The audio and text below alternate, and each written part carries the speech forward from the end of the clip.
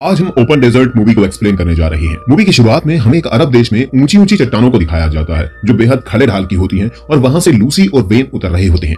ये चट्टानें बेहद ही खतरनाक होती हैं और इन दोनों को इसे पार भी करना था। इसके बाद मूवी 72 घंटे पीछे जाती है जहां पर हमें लूसी और डेविड को एक कार में दिखाया जाता है। दरअसल ये दोनों अरब देश घूमने जा रहे थे और ये दोनों एक दूसरे को बहुत प्यार करते थे और जल्दी ही शादी करने वाले थे। अब ये दोनों अरब देश में पहुंच जाते हैं। जब लूसी उस होटल में बैठकर खाना ऑर्डर करती है तभी उसे कोई अनजान आदमी लूसी के लिए एक डिश ऑर्डर करता है और वो उस डिश के बिना पैसे दिए ही वहां से चला जाता है। लूसी इस बात पर ज्यादा ध्यान नहीं देती। अगले ही दिन जब डेविड और लूसी अपनी ट्रिप शुरू करने वाले थे तभी डेविड को कॉल आता है कि उसकी एक अर्जेंट मीटिंग है और उसे वो अटेंड करनी होगी। जब ये बात लूसी को बताता है तो लूसी को बहुत गुस्सा आता है और वो गुस्सा होकर वहां से निकल जाती है क्योंकि डेविड उसे कभी भी पूरा टाइम नहीं देता था। अब लूसी वहां पर पहुंच जाती है जहां से उसे अपना ट्रिप लोगों के साथ शुरू करना होता है। लूसी को वहां पर वेन भी दिखाई देता है जिसने उसके लिए रात को वो डिश ऑर्डर की थी। लूसी उसके पास जाती है तो वेन उसे बताता है कि वो भी यहाँ पर ट्रिप के लिए आया है और वो एक ऐसी जगह को जानता है जो बेहद ही एडवेंचरस है। लूसी उसकी बात सुनकर उसके साथ चलने से मना कर देती है और वो उन लोगों के साथ जाकर बस में बैठ जाती है जहां पर सभी लोग ट्रिप के लिए जा रहे थे। उस बस के अंदर सभी लोग बूढ़े होते हैं। उन्हें देखकर लूसी को लगता है कि इससे बेहतर तो वो वेन के साथ उस एडवेंचरस जगह पर जाए, इसलिए वो वेन की गाड़ी में जाकर बैठ जाती है। अब वेन भी आता है और वो लूसी को गाड़ी चलाने के लिए कहता है। अब काफी देर सफर करने के बाद ये दोनों उस जगह पर पहुंच जाते हैं और उस चट्टान पर चढ़कर दोनों डेजर्ट को बहुत देर तक देखते रहते हैं। ये बेहद ही सुंदर लग रहा था और इस जगह पर आकर लूसी को भी बेहद अच्छा लगता है। अब रात ये दोनों उसी चट्टान पर गुजारते हैं, लेकिन सुबह जब लूसी की आंख खुलती है तो वो देखती है कि वेन अपना पैराशूट के साथ उस चट्टान से नीचे उतर गया है और अब लूसी काफी डर जाती है क्योंकि अब उसे चट्टान से अकेले ही उतरना है और उसकी नजर चिट्ठी और एक कार की चाबी पर जाती है जिसमें वेन ने लिखा था कि जब तक तुम इस चट्टान से नीचे नहीं उतर जाती मैं तुम्हारा इंतजार करूंगा। अब जैसे तैसे करके लूसी उस गाड़ी को उस कठिन चट्टानों से नीचे उतार कर लाती है और वो वेन पर बहुत ज्यादा गुस्सा करती है क्योंकि उसे जल्दी ही उस जगह पर पहुंचना था जहां पर डेविड उसका इंतजार कर रहा है। अब हम डेविड को देखते हैं जो कि उस ट्रिप वाली गाड़ी पर पहुंच जाता है, लेकिन वहां जाकर उसे पता चलता है कि लूसी इस गाड़ी में बैठी तो जरूर थी लेकिन इनके साथ आगे नहीं गई थी। ये सुनकर डेविड बहुत ज्यादा डर जाता है और वो लूसी को फोन करने लगता है, लेकिन लूसी के फोन में नेटवर्क नहीं आ रही होती है। दूसरी तरफ हम देखते हैं कि वेन और लूसी उस रेगिस्तान से बाहर निकल रहे होते हैं, लेकिन तभी उसकी गाड़ी में पंक्चर हो जाता है और वहां पर कोई मैकेनिक न होने की वजह से ये दोनों बुरी तरह से फंस जाते हैं। लूसी अपने फोन से डेविड को कॉल करने की कोशिश करती है, लेकिन जिस जगह पर ये दोनों होते वहां पर नेटवर्क नहीं आ रहे थे। लूसी वहां से बेहद जल्द से जल्द निकलना चाहती थी, लेकिन वेन लूसी से कहता है कि इस वक्त रेगिस्तान में बेहद गर्मी है और यहाँ से चलना अभी हमारे लिए सेफ नहीं है। शाम होते ही हम दोनों यहाँ से निकल लेंगे। लेकिन लूसी वेन की बात नहीं सुनती क्योंकि उसे पता था कि डेविड उसका इंतजार कर रहा है, इसलिए वो अपना बैग और पानी की बोतल लेकर वहां से अकेले ही चलना शुरू कर देती है। काफी दूर पहुंचने के बाद अब लूसी को प्यास लगती है और वो एक बार में ही अपनी पूरी बोतल का पानी पी जाती है और अब उसे पता था कि वापस लौटने के अलावा उसके पास कोई चारा नहीं है, इसलिए वो फिर से वेन के पास आ जाती है और वहां पहुंचकर वेन की बोतल से पानी पीने लगती है। वेन उसे समझाता है कि हम यहाँ पर बुरी तरह से फंस चुके हैं और हमें पानी को बहुत ही सावधानी से पीना चाहिए क्योंकि अब हमारे पास ज्यादा पानी नहीं है। इसके बाद वेन उसे एक मैप दिखाता है और उसे कहता है कि यहाँ पर एक जगह है जहाँ ओपन टूरिस्ट डेजर्ट है और वहाँ बहुत सारे टूरिस्ट घूमने आते हैं।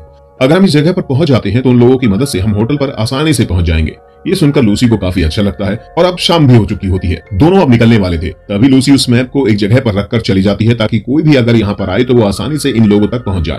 ये दोनों अपना सफर शुरू करते हैं। दूसरी तरफ हम डेविड को देखते हैं जो कि पुलिस स्टेशन में जाता है और वो लूसी के गुम होने की रिपोर्ट दर्ज कराता है। साथ ही वो उस पुलिस ऑफिसर को कुछ रिश्वत भी देने की कोशिश करता है, लेकिन पुलिस वाला पैसे लेने से मना कर देता है क्योंकि वो काफी ईमानदार होता है। इसके बाद हम लूसी और वेन को देखते हैं जो कि अब अपना सफर शुरू कर चुके होते हैं और ये काफी हंसी मजाक करते हुए उस जगह से गुजर रहे थे।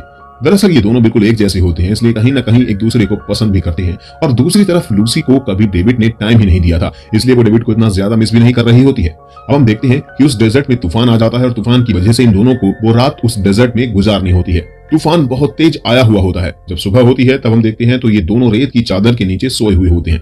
जैसे ही लूसी की आंख खुलती है तो उसे दूर से ही कार आते जाते दिखाई देती है और वो काफी खुश होती है क्योंकि उन्हें लगता है कि अब वो उस रोड पर पहुंच चुके हैं जहां से उन्हें होटल आसानी से पहुंचा दिया जाएगा। लेकिन जैसे ही ये आगे बढ़ते हैं तो अब इनके सामने सबसे बड़ी परेशानी खड़ी होती है जो कि एक चट्टान थी जिस पर वो चल रहे थे। वो वास्तव में एक चट्टान थी और उसके बीच में खाई आ जाती है और उस खाई को पार करके ही वो सड़क पर पहुंच सकते थे। खाई को देखकर लूसी और वेन दोनों ही काफी डर जाते हैं। लूसी डेविड से कहती है कि क्या तुम अपने पैराशूट से इस खाई के पार लैंड कर सकते हो, जिस पर वेन कहता है कि ये पॉसिबल नहीं है। अगर मैं ऐसा करता हूं तो मैं इस खाई के अंदर ही लैंड करूंगा और इससे शायद मेरी जान भी जा सकती है। ये दोनों दूसरी तरफ चल रही गाड़ियों को काफी इशारा करते हैं, लेकिन काफी दूर होने की वजह से कोई भी नहीं देख पा रहा था।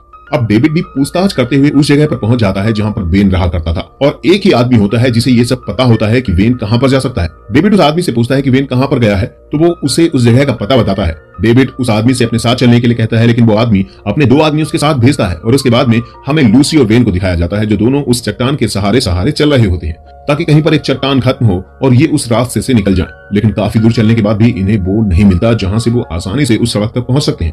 इसके बाद वेन उस पैराशूट से इस खाई को पार करने का ट्राई करता है, लेकिन उसे ऐसा करने से लूसी मना कर देती है क्योंकि इससे वेन की जान भी जा सकती थी। और साथ ही लूसी वेन से कहती है कि हम इस चट्टान को नीचे उतरकर पार करेंगे, जिससे शायद हम दोनों की जान बच सकती है। अब ये दोनों डिसाइड करने के बाद इस चट्टान से नीचे उतरना शुरू करते हैं। अब ये वही सीन है जिसे हम मूवी की शुरुआत में देख रहे थे। अब चट्टान से नीचे उतरते हुए लूसी का पैर स्लिप होता है और चट्टान पर वो लटक जाती है। लूसी की मदद करने के लिए वेन ऊपर आ जाता है और अब वो उसकी मदद करता है तो उसका पैर भी स्लिप होता है और ये दोनों चट्टान से काफी नीचे आकर गिरते हैं। जब लूसी की आंख खुलती है तो वो देखती है कि वेन को काफी ज्यादा चोट आ गई है और अब वो चल नहीं सकता।